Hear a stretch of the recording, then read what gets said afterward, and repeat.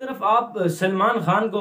بلواتے ہیں اور اس کے ہاتھوں کی تختیاں بنوا کر تبرک کے لیے وہاں پر رکھتے ہیں، اور دوسری طرف آپ تبلیغی جماعت پر پابندی لگاتے ہیں، تو بڑے نہایت اور افسوس کی بات ہے۔ لیکن السلام علیکم ناظرین، جیسے کہ آپ سب کو علم ہے کہ سعودی عرب نے باقاعدہ طور پر تبلیغی جماعت پر پابندی لگا لی ہے۔ اس سے پہلے بھی سعودی عرب میں مختلف تنظیموں پر پابندی لگائی، اخوان المسلمین ہو یا چاہے دیگر اسلامی تنظیمیں ہوں، ان پر پابندی لگائی گئی ہے۔ اور اس سے پہلے بھی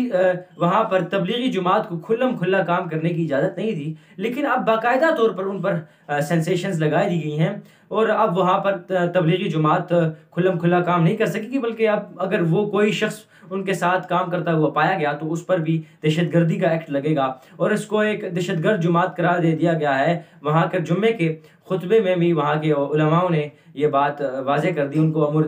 وزیر امور اسلامی سعودی عرب نے یہ حکم دیا تھا کہ آپ اپنے خطبوں میں یہ بات کہیں کہ یہ دہشت گرد جماعت ہے، بدعات میں پڑی ہوئی جماعت ہے۔ مجھے تبلیغی جماعت کو ڈیفینڈ کرنے کی ضرورت نہیں، بلکہ آپ کو خود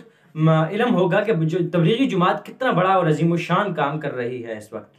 کتنے لاکھوں مسلمانوں کے دل انہوں نے بدلے ہیں، کتنے لوگوں کی زندگیاں تبدیل ہوئی ہیں۔ تو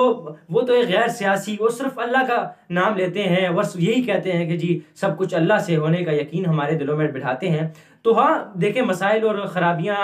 ہر جماعت میں ہوتی ہیں، اور ہو سکتا ہے ان میں بھی ہوں، لیکن وہ جو کام کر رہی ہیں اس وقت میں، تو وہ باقاعدہ طور پر ایک زبردست اور دین کا خدمت ہو رہی ہے۔ لیکن ان کے خلاف دیکھیں، اگر آپ سعودی عرب پابندی بھی لگاتی ہے، تو اگر دوسری طرف ان کے اور کام دیکھیں، اگر آپ ایک اس بات پر اس بیس کو بنا کر کے جی وہ مختلف ایسے کام کر رہی ہے جو اسلام کے خلاف ہوں، تو آپ خود کیا کر رہے ہیں؟ آپ نے کتنے سینما کھول دیے ہیں وہاں پر،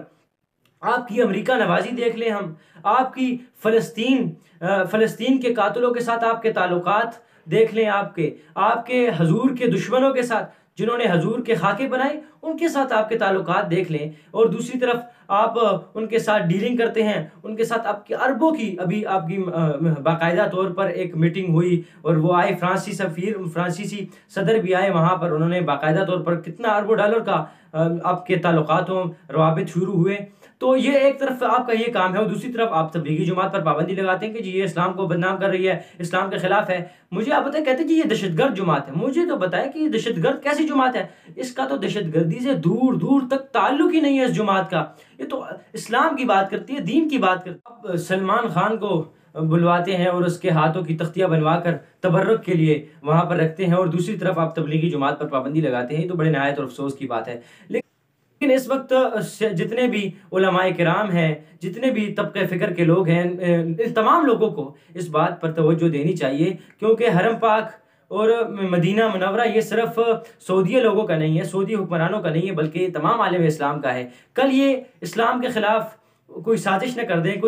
دیکھیں کوئی اور اگر غیر مسلم سازش کرتا ہے اسلام کے خلاف تو کوئی بات نہیں، کیونکہ ان کا کام یہی ہے، وہ اسلام کے خلاف سازشیں کرتے ہیں۔ لیکن جب یہ لوگ اسلام کے داعی جب اسلام کے خلاف استعمال ہوتے ہیں تو یہ بڑے نہایت افسوس کی بات ہے۔ اس وقت جتنے بھی حکمران ہیں، اسلامی حکمران ہیں، ان کو اس بات کو توجہ دینی چاہیے، اور ان پر کوئی سینسیشن لگانی چاہیے، ان کو بتانا چاہیے، جا کے ان کے وفد سے ملنا چاہیے، اور ایک باقاعدہ طور پر پاکستان سے وفد جائے، اور باقاعدہ طور پر ترکی اور دیگر جتنے